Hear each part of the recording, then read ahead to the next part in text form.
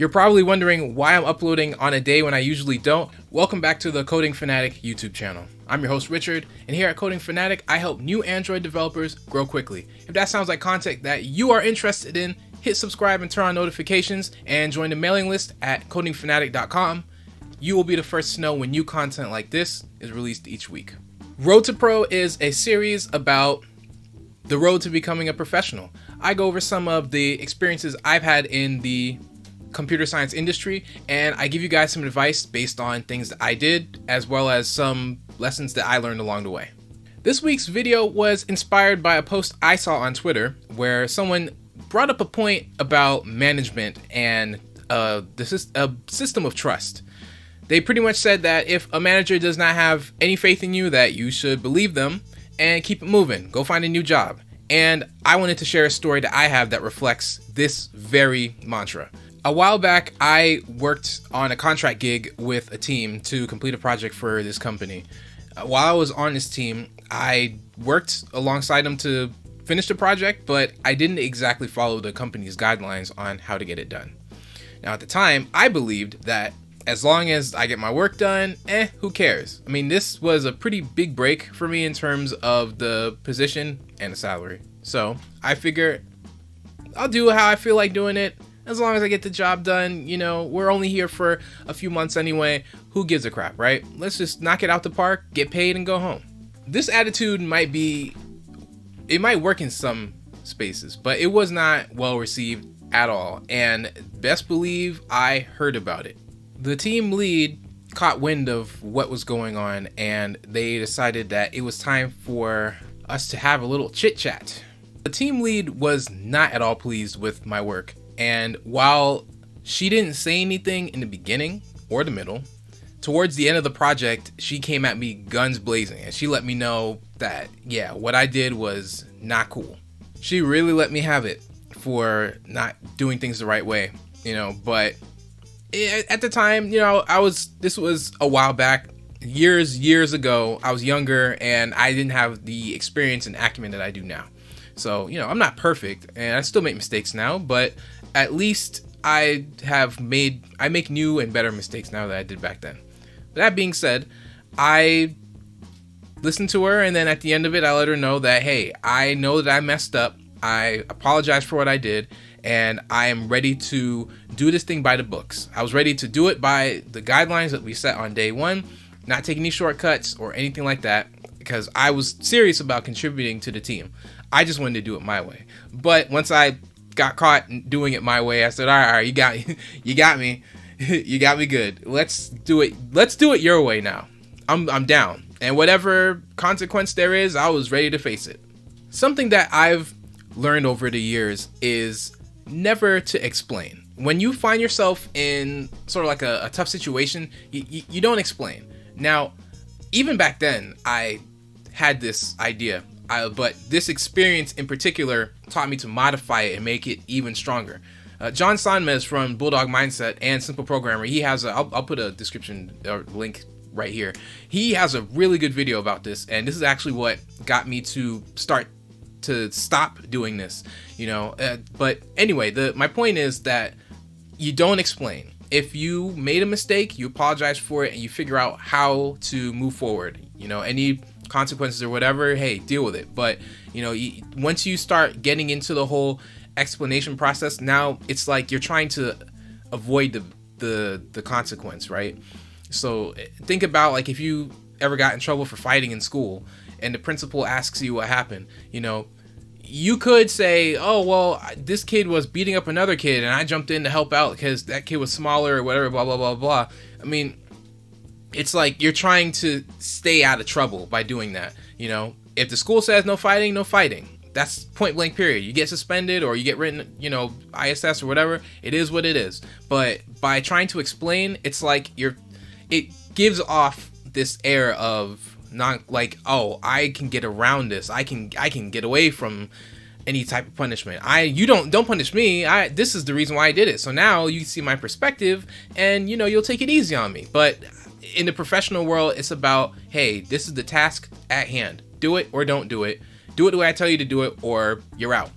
And I learned very early on that you don't explain. If you ask me why, I'll tell you why. But I'm not going to try and pull it out of thin air as a way to guard myself against the consequences. You know, I'll take whatever punishment there is and we keep on moving, but I'm not going to explain unless you ask me. Then I'll let you know. Typically when people ask you for an explanation, it's because they are trying to gain some perspective and see where you're coming from. So in those instances, it makes perfect sense to explain because they're trying to see where you're coming from. You know, if they ask you, you know, hey, like, why did you do this? What was the whole point of this, of you, you know, fighting that kid? And you said, well, I'm not going to say anything, you know, then it's like, you're being non-compliant, and you're kind of trying to build some trust. And when you do that, it's like you're trying to show, hey, I don't want to build any trust with you. I fought this person, and that's that. And it's the same thing if they ask for your explanation, you don't want to give it. It's like you're trying to it's the same thing. You know, on one hand, you explain to try and get out of a situation. And on the other hand, if they are asking you to explain, it's like you're trying to see where you're coming from and maybe ease up. And if you flat out, you know, deny and say, oh, I'm not going to explain anything to you, now you're creating a bigger issue for yourself. You know, so my perspective, don't explain unless they ask. After we got everything out the way, we talked about what I did wrong. We went over the repercussions and everything like that. She asked me why I did it. So I explained it to her and let her know. And do you know what she did next?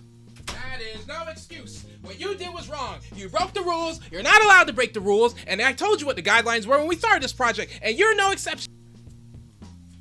I did say that she came at me guns blazing. Now this whole thing caught me by surprise because we just finished talking about what I did wrong, why it was wrong, the consequences of my actions, and what we're gonna do moving forward. So to me, it's like, why are you bringing it back up? And then you ask me, why did I do it? So I explain it, and then you throw it all in my face all over again. We already talked about that. Why are you bringing it back up? So in that instance, you know, so now I have a bit more maturity and perspective than I did years ago. So looking back on that, it's possible that she was already in a bad mood and wanted to maybe have just elongate this meeting and this whole session as long as she could. It seemed like she was looking for a fight or looking to argue or something like that. You know, she just wanted to lord it over my head that I made a mistake.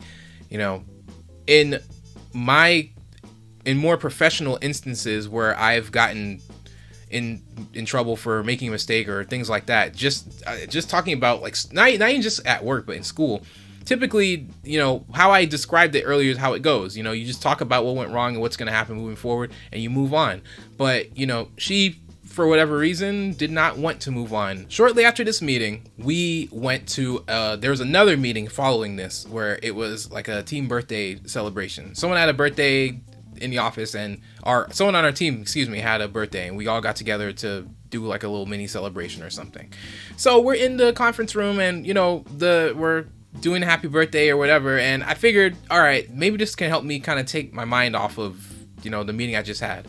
And randomly, the team lead gets up and just says, hey, I want to thank everyone. Before we even continue with this, I just want to take a second to thank everyone who's followed all the guidelines and done things, followed the rules how we set them for this project. You know, we have these rules in place for a reason, and when you don't follow them, it creates issues for everyone else. So thank you all so much, those of you who actually followed the rules and bothered to do things the right way. I really appreciate it, and I look forward to continuing to work with you. Yep.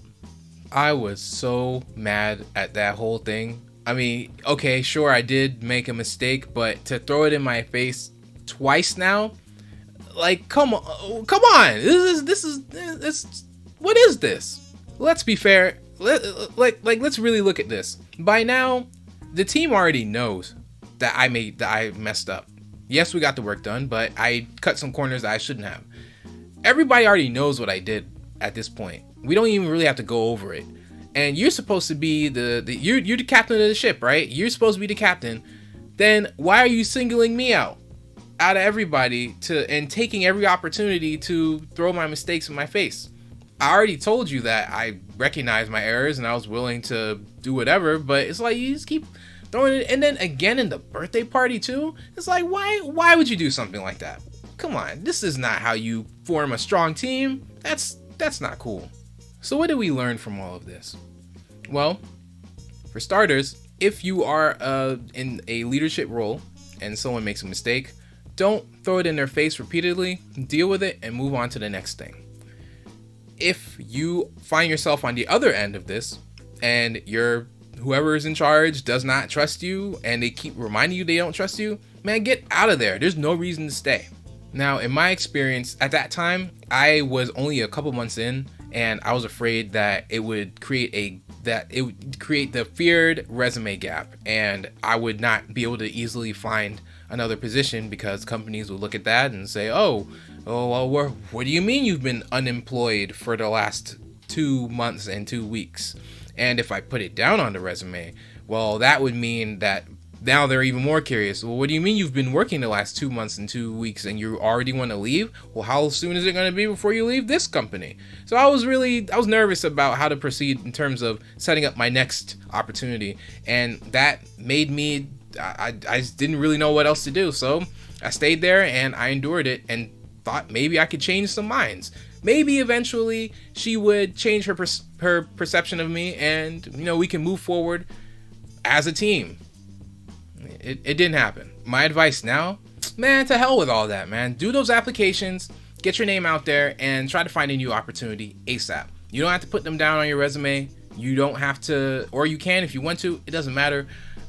Honestly, any company that is serious about bringing on someone with your skill set, anyone who really wants to build a team of professionals like you are, they will not care about this gap in your resume. They might ask about it, but it shouldn't really influence their decision. They might just ask out of curiosity. But honestly, if they're looking for someone to do what you do, if they're looking for someone who can work with Kotlin and build UIs, and that's what you do, who cares about your 2-month gap? If you can show them, hey, I'm an Android developer with Kotlin experience, and I build graphic interfaces, and I'm really good at it. Here's my portfolio, check it out. If they like it, then there should be no problem. Any company that doesn't value your skills and your portfolio, keep it moving, man. Find someone else, someone out there. Trust and believe someone out there is going to take you in, and you guys will be able to work together as a team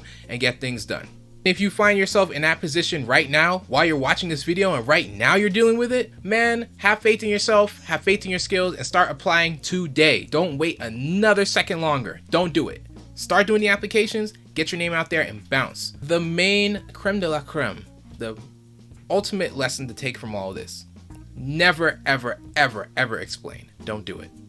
Even if they're ripping off toenails and fingernails, pulling out teeth and all that stuff, do not ever explain. Don't do it, okay?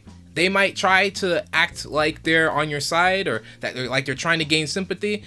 Do not explain what happened. When you made a mistake, just say, listen, to be honest, I felt that my means of completing this was acceptable.